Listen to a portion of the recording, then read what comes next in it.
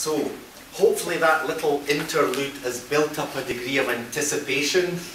ちょっと待ってらっしゃる間に期待がどんどん高まっているといいんですけれども、いかがでしょうかね。Now, a lot of you in the audience here may remember Ardbeg 17-year-old. 皆さんの中でアードベックの17年というのを覚えてらっしゃる方、多分いらっしゃると思います。Do any of you still have a bottle or two of 17-year-old? まだ17年うちのお店にあるよっていう方いらっしゃいますか？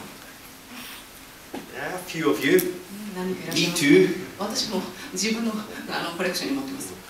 Well, a number of years ago, I made some small quantities of more lightly peated Ardbeg whiskey.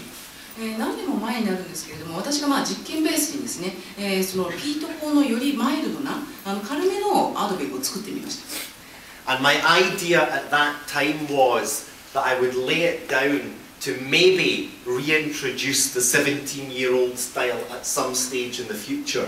でその時に思っていたのは、いつかかつての17年のようなああいうタイプのちょっと軽めのアードベックをいつかリリースできたらなと思ってたんですね。However, when I tasted some of the whiskey a couple of years ago, I thought it was so interesting that maybe we should release some as it was at that time. で実際にその軽めのアードベックを作ってみて、自分でもテイスティングしてみた。でそしたらこれだったらなんか面白いんじゃないかな、いけるんじゃないかなと思ったわけです。And the end result of that is what we bottled and called Ardbeg Blasda. そして、いつの日かというふうに将来まで待たずにもう発売してしまおうということで商品化されたのがアードベッグブラスダです。Now, I know perfectly well that not every Ardbeg consumer was happy with this idea. もちろんですね、いわゆるアードベッグファンがこのブラスダがみんなが好きかというとそうじゃない、それは分かっています。And in fact, an Ardbeg fanatic in Germany actually sent me a death threat. 実際ですね、アードベッグマニア、ドイツの方だったんですけれども、私に本当に脅迫文を送ってきてくれたぐらいです。I don't think he was being 100% serious. もちろん冗談半分だったとは思うんですけれどもね、でもこんなに軽いアードベッグ作ってっていうことで怒ってらっしゃいました。And as you can see, I'm still living and breathing. でもおかげさまでこの脅迫文、本物にはならず、今もおかげこうして生きています。But anyway, Blasda was just an attempt using more lightly peated malt just to express a different side of the character of Ardbeg whiskies. でこのアードベッグブラスダ、ピートのその炊き込みを少し軽めにしたものです。でこれによってアードベッグの持っているキャラクターの別の側面をご紹介できるものなんですね。So to try and further increase the delicacy, I decided to bottle Blasda at 40% and it was chill filtered.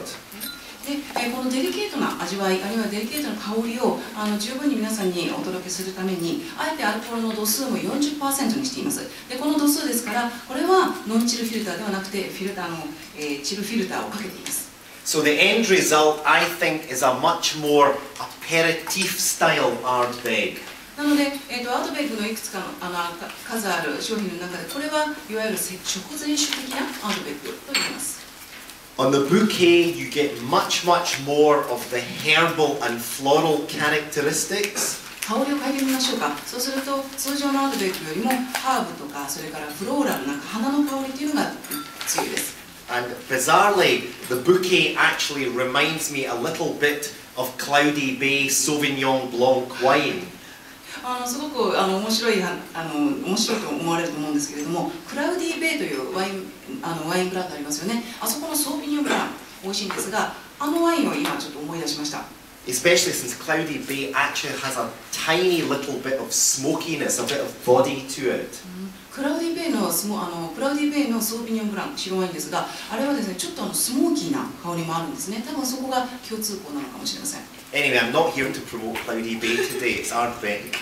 今日別にクラウディーベイの宣伝に来たわけじゃないので、さらに話を進めます。There is a very delicate smokiness on the bouquet. まず香りを嗅ぐ限りではスモーキーだけれども非常にデリケートです。But there's some nice creamy vanilla notes and hints of what I've said are like banoffee pie. それからクリーミーなバニラのような香りもあるし、あとうちのスコットランドのお菓子なんですが、バノフィーパイといってバナナを使ったお菓子があるんですけれども、この香りもします。Blasda all came from first fill ex-bourbon barrels. でこのブラスダに関して言うと樽もですねファーストフィルの樽だけを使っています。 So I'm going to try and sip. 今度は口に含んでみます。皆さんもぜひどうぞ。 And it's got that softness of texture that you often get from American oak bourbon barrels with these creamy vanilla flavors. この非常にソフトな口当たり、テクスチャー、これはですねアメリカンホワイトオークの樽によるものですね。非常にクリーミーなバニラを感じます。